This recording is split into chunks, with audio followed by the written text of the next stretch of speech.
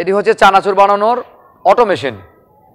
এই মেশিনটির মাধ্যমে দৈনিক 500 কেজি চানাচুর বানানো যায়। এটি হচ্ছে চানাচুরের ডাইস। 4 পদের ডাইস দিয়ে আমরা চিকন, মোটা, চেপটা একটা লাগানো আছে 4 কোণা। এই 4 পদের ডাইস, এটি আপনি 440 এবং 220 দুইভাবে চালাতে পারবেন। আর এটি হচ্ছে চানাচুরের খামির করার মেশিন। আগে মন্ডটা বানাইতে হয়, খামির বানাইতে হয়। এটা হচ্ছে গিয়ার, নিচে মোটর।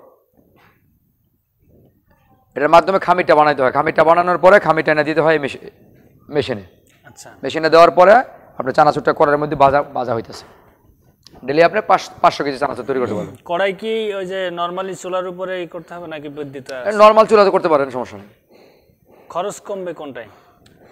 আপনার লাকড়ির চুলাই ভালো।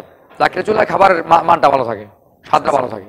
এবার খামিয়ার এটার দাম কত একটু বলবেন? এটার দাম নিচ্ছে আপনার 50,000 টাকা। দুইটা মিলে কি আপনার 1 লক্ষ টাকা।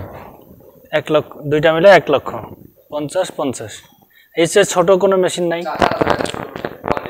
20,000 টাকা কি মেশিন? 20,000 টাকা না, এগুলো হাতের মেশিন। হাতের মেশিন আমরা ওই হাতের মেশিনের মাল শক্ত হয় বলে চলে না। আচ্ছা আচ্ছা।